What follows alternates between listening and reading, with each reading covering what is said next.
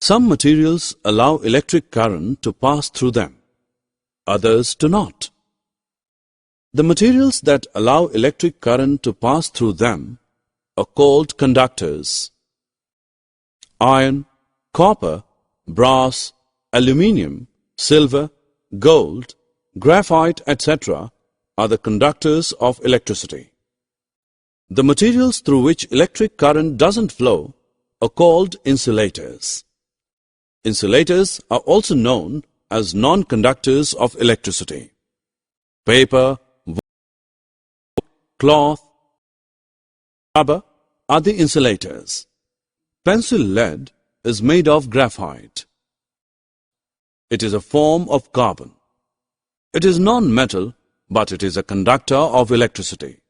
It can be tested whether a given material is a conductor of electricity or not.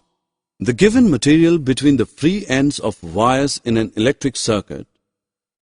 Face the given material between the free ends of wires in an electric circuit. Bring the free ends of the two wires close. Now let them touch each other. If the bulb glows, the material is electrically conducting, otherwise it is an insulator.